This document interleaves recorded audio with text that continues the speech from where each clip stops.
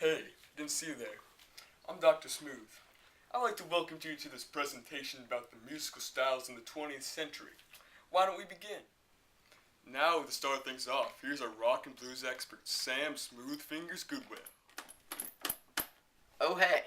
Blues is the foundation of all modern music. It originated in 1910 with W.C. Handy, who lived in Memphis.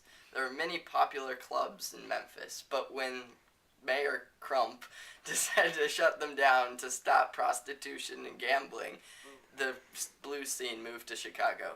Many famous blues artists such as Howlin' Wolf and John Lee Hooker played in those northern cities, but they still used their Mississippi Delta blues, involving guitar, bass, drums, and keyboard. Back in Memphis, B.B. King invented the concept of lead guitar.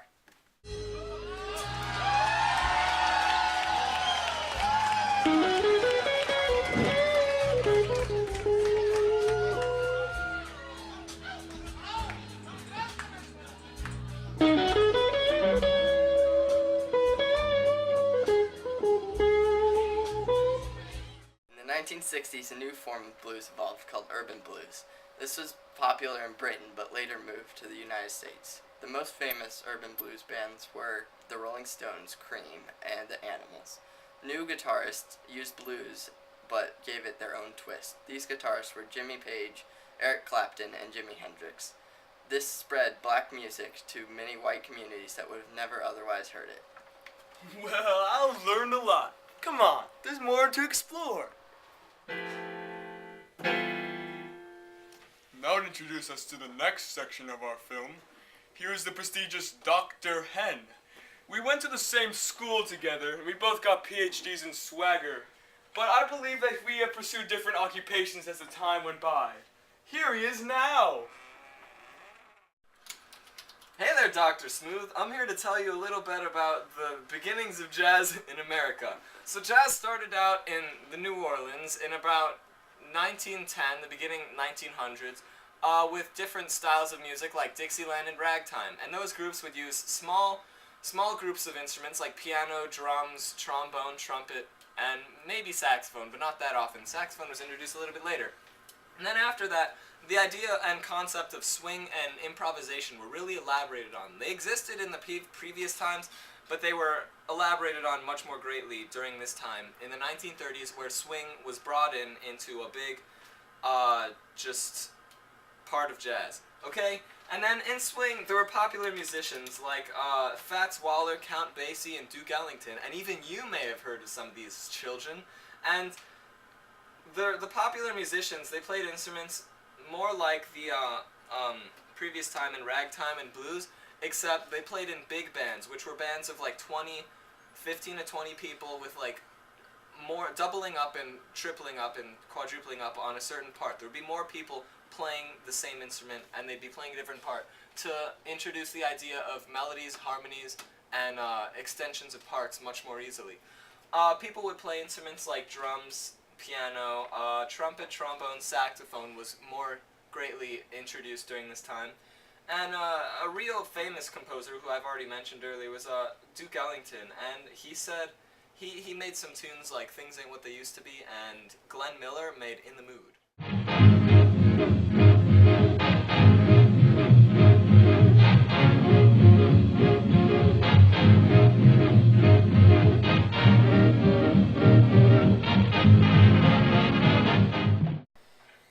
And there were a bunch more different styles of jazz, like in the 1940s, a style of jazz called bebop was invented, which utilized and incorporated within music different musical concepts like a fast tempo, fast, intricate, and complex melodies.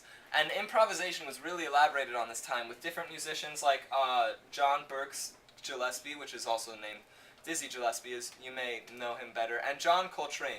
These musicians really mostly just contributed in the form of improvisation, where John Coltrane figured out that you can, instead of improvising on the melody, which was used in earlier forms of jazz for improvisation, you could improvise on over the scales that were being played in different times in the music.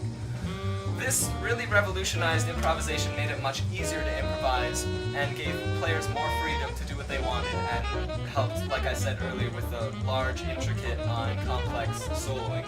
Then later on, different types of jazz like Latin and Afro-Cuban jazz were introduced, where different beats and musical concepts were incorporated, like Latin jazz using different styles and drum beats were incorporated.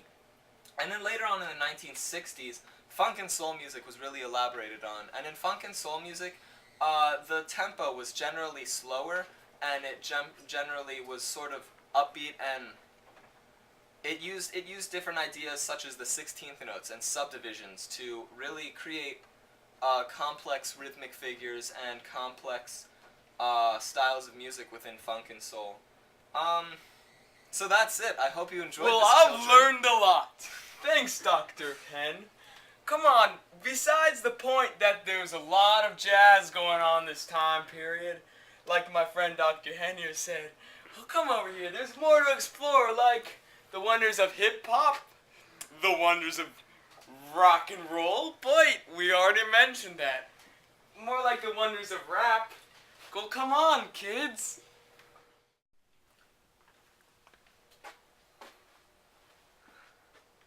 Let's go back to Smooth Fingers for a brief history of rock and roll. Well, thank you, Dr. Smooth.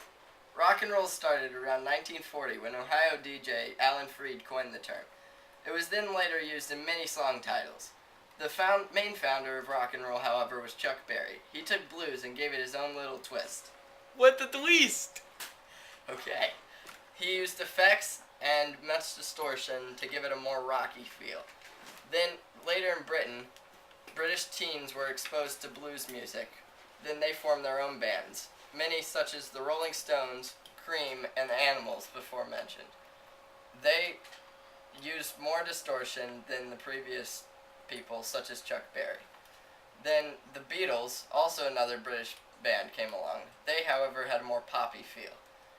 They weren't as blues influenced, but still were influenced by all those former black musicians.